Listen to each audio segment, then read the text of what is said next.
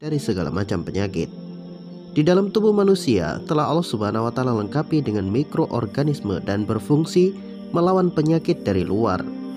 Maka kita mengenal bakteri baik dan bakteri jahat.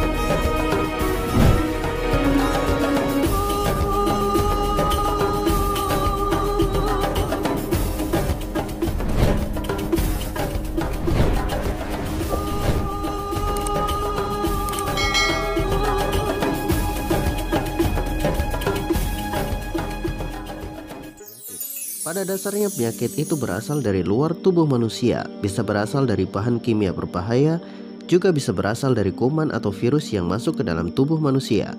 Pada prinsipnya Allah Subhanahu wa taala telah menciptakan manusia dalam bentuk paling sempurna dari makhluk-makhluk yang lain. Tidak hanya sempurna, tetapi Allah juga telah lengkapi pada diri manusia segala bentuk pertahanan diri dari segala macam penyakit. Di dalam tubuh manusia telah Allah Subhanahu wa taala lengkapi dengan mikroorganisme dan berfungsi melawan penyakit dari luar. Maka kita mengenal bakteri baik dan bakteri jahat. Bakteri baik di dalam tubuh manusia bukanlah sesuatu yang diciptakan oleh manusia, tetapi saat manusia lahir, bakteri-bakteri itu sudah ada di dalam tubuh manusia. Berasal dari mana bakteri itu? Tentu saja dari Allah Subhanahu wa taala. Di dalam mulut manusia ada antibakteri yang ampuh menjaga mulut supaya tidak rusak dan gigi tidak hancur kecuali dalam waktu yang sangat lama. Di dalam kulit ada bakteri yang menjaga kulit supaya tetap terlindung dari penyakit-penyakit dari lingkungan sekitar. Bukan hanya bakteri, di dalam tubuh manusia juga ada enzim dan anti racun. Anti racun diproduksi oleh hati. Ketika racun yang masuk kepada tubuh manusia masih pada kadar-kadar yang wajar, maka hati mampu menetralkan racun itu. Tetapi jika racun yang masuk ke dalam tubuh manusia lebih kuat, maka hati tidak lagi mampu menetralkannya, sehingga ada istilah keracunan. Begitu juga virus dan penyakit. Ketika antivirus dan anti penyakit di dalam tubuh manusia masih mampu menetralkan segala bentuk virus dan penyakit-penyakit tersebut, maka kita akan tetap sehat. Tetapi jika tubuh kita tidak lagi mampu, maka kita akan terkena penyakit. Sebagai contoh, ketika bayi lahir, Rasulullah SAW menganjurkan kepada seorang bapak untuk mengunyahkan kurma, lalu kurma itu dioleskan di langit-langit mulut si bayi. Menjadi sebuah pertanyaan, untuk apa hal itu dilakukan? Ternyata di dalam dunia medis, hal itu untuk merangsang imunitas dari si bayi, sehingga kedepannya bayi itu tidak gampang sakit dan lebih berpotensi menjadi bayi yang sehat dan kuat. Dari sini, bisakah Anda memahami bahwa obat itu adalah vitamin yang membantu tubuh manusia agar lebih menjadi kuat dan terhindar dari penyakit-penyakit? Di dalam hadis sahih, Rasulullah SAW telah mengajarkan kepada kita bahwa ternyata kandungan di dalam kurma mampu memberikan proteksi pada tubuh manusia agar supaya tubuh manusia terhindar dari bahaya racun dan penyakit-penyakit berbahaya. Tapi Rasulullah SAW mengkhususkan bahwa kurma yang benar-benar ampuh sehingga menjadi antibakteri yang paling baik adalah kurma ajwa dari daerah Aliyah, sebagaimana sabda Rasulullah SAW. Siapa yang setiap hari sarapan kurma ajwa 7 butir, maka racun dan sihir tidak akan membahayakan dirinya pada hari itu. Hadis riwayat Bukhari dan Muslim. Di dalam hadis yang lain, Rasulullah SAW sebutkan, sesungguhnya di dalam kurma ajwa dari daerah Aliyah terdapat obat, atau ia adalah anti racun di pagi hari. Hadis riwayat Muslim. Kami akan berikan 2 bukti bahwa sabda Rasulullah SAW adalah benar-benar sebuah kebenaran tanpa kebohongan.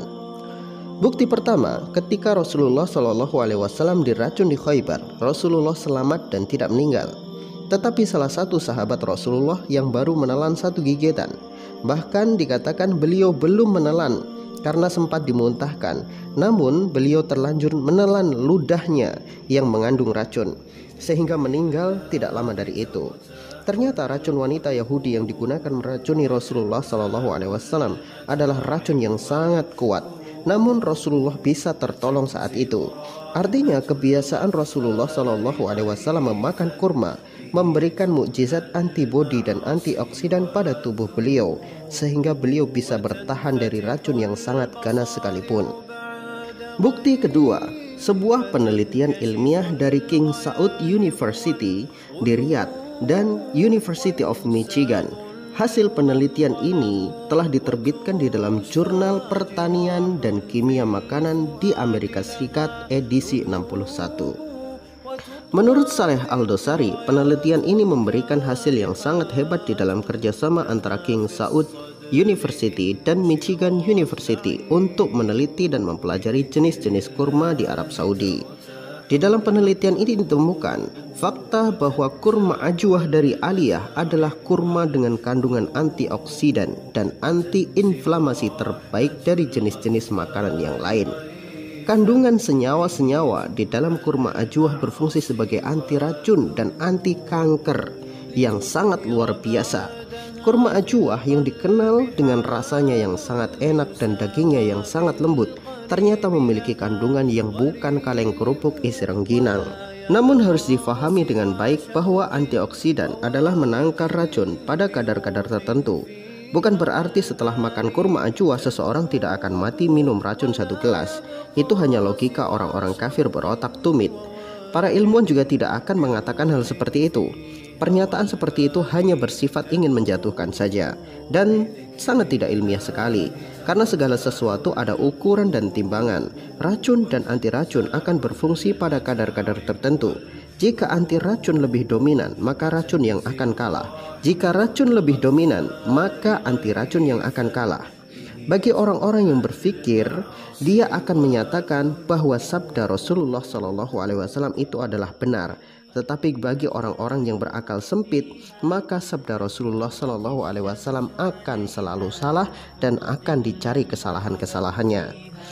Meskipun di dalam hadis itu disebutkan kurma ajwa, tetapi para peneliti tidak menafikan kurma yang lain memiliki kandungan anti racun dan antibakteri. Hanya saja kandungannya lebih lemah. Dan bagi Anda orang-orang muslim, untuk menghindari virus corona dan virus-virus yang lain, makanlah kurma atau minumlah sari kurma. Ya, Mimin sendiri selalu sedia sari kurma di rumah untuk jaga-jaga kesehatan. Apalagi musim hujan, tidak hanya penyakit tetapi juga pengaruh perubahan cuaca bisa membuat tubuh kita rentan terhadap penyakit. Tapi anjuran ini hanya bagi orang-orang Islam saja. Bagi orang-orang kafir yang tidak percaya Nabi Muhammad SAW, silahkan praktekkan kitab Anda sendiri. Imamat pasal 14 ayat 2-7. Ya, kata kitab Anda itu ampuh sekali dalam membasmi virus. Jadi itu hanya bagi orang-orang yang percaya kepada Rasul saja yang harus makan kurma atau minum sari kurma. Bagi Anda yang tidak percaya, ya silahkan praktekkan kitab Anda sendiri. Wong Anda punya kitab. Wallahu a'lam bishawab.